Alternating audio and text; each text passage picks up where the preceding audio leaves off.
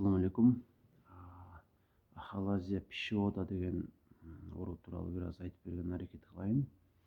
Ага чейин болсо ошол оору тууралуу айтыштан мурда ошол анатомиялык жайгашкан орду кызыл өңөчтүн жана анын кызматы тууралуу эки ооз айтып кетейин. Ал көрүп турганыңыз ашказан. Тескери көрүнүп атса керек сиздерге. Өйдөсүндөгү кызыл өңөч, мына тамак. Ооздон тамакка түшөт, тамактан кызыл өңөчкө түшөт, кызыл өңөчтөн ашказанга өтөт. Ошол орган көкүрөккө жайгашкан орган болуп эсептелинет. Тамак сиңирүүгө катышат. Турба окшош, эми түзүлүшү албетте. Жана ал жерден дээрлик эч нерсе сиңбейт, болгону ооздон жеген тамагыбызды ашказанга өткөрүп берет. Бардык эле органдар сыяктуу эле ал дагы оорушу мүмкүн. Анын оорулары дагы өтө көп. Мисалы, эзофагит деп айтабыз негизи ошол анын стенкасынын воспаление болушу сезгенибизде. Жана дагы башка бир оорусу бар. Рак болушу мүмкүн, жана дагы башка оорулар менен оорушу дагы мүмкүн түрдөгү.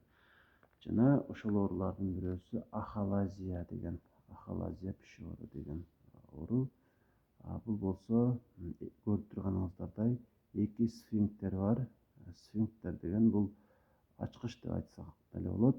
Мисалы биз тамакты чайнап туруп жутканда биринчи сфинктер ачылат, андан кийин ал жутулуп, ошол пищевод аркылуу өтөт дагы ашказанга өтөт. Ашказанга өтө кардиальный сфинктер деген экинчи сфинктер бар. Ушул сфинктер жакшы ачылбай коет. Менин туура түшүнүшүм боюнча, ушул сфинктер жакшы ачылбай коет дагы тамак бул жака өтүшү кыйын болот. Же болбосо оборотно өйдөгө кайра кайтышы мүмкүн. Анан кайра жутабыз. Натыйжада бул жерде пробка болуп, кайра пробка болгондон кийин ошол пищеводдун, кызыл өңөчтүн стенкасы эки жакка түртүлүп, автоматтык түрдө ошол биздин кызыл өңөчүбүз кеңейип кетиши мүмкүн. Кеңейип кетет. Жана ушул ооруну биз ахалазия пищевода деп айтабыз. Муну кайдан билебиз, кантип билсек болот? Эгерде бизде ахалазия пищевода бар экенин, негизи бардык эле адамдарда боло бербейт, албетте. Кээ бир адамдар ушул оору менен жабыркашы мүмкүн.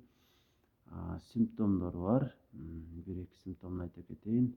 Оору белгиси катталат, албетте. Башка оорулар сыяктуу эле ушул көкүрөктө ачышуу оору белгиси болушу мүмкүн. Изжога болушу мүмкүн. Изжоганы жакшы түшүнөсүздөр. Ачуу бир ушундай сезим, ооруга эмес, бирок ооруга окшоп кетет.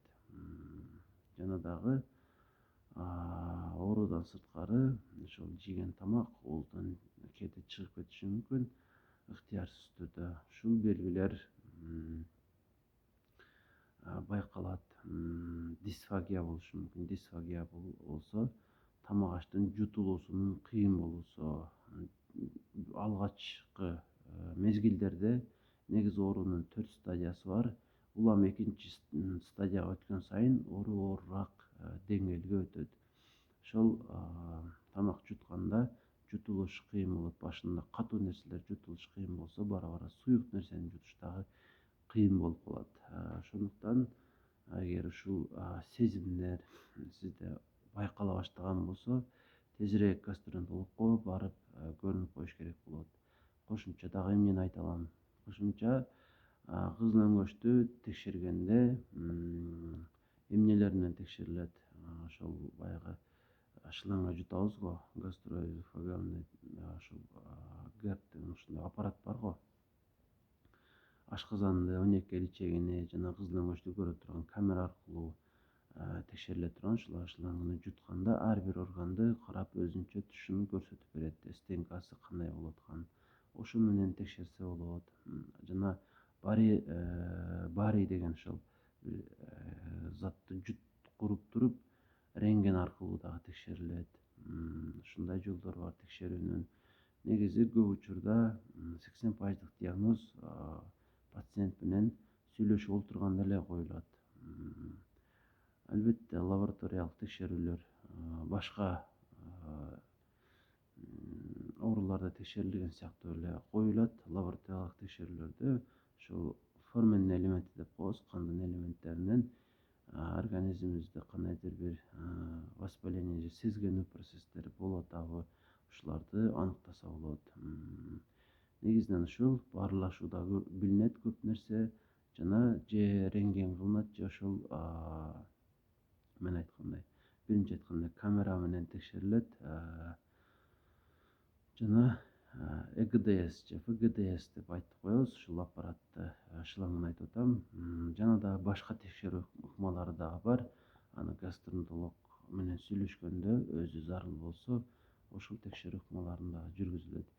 Дарылоо тууралуу эч нерсе айтыштын деле кереги жок, анткени муну биз өз алдыбызча айыктыра албайбыз. Сөзсүз түрдө дарыгер менен кеңешип, ал айткан нерселерди аткарып гана бир жыйынтыкка жетүүгө болот. Андыктан эгер ушул өйдөдө айтылган симптомдор тамак жутканда кыйнала турган болсо, такалып өтө турган болсо, ушул оору белги бар болсо, көкүрөк тушта жуткан тамагыбыз кайра чыгып кетип атса, ушул нерселер болуп атса, сөзсүз түрдө гастроэнтерологко, ичкордон терапевтке жолугушуңуз керек болот.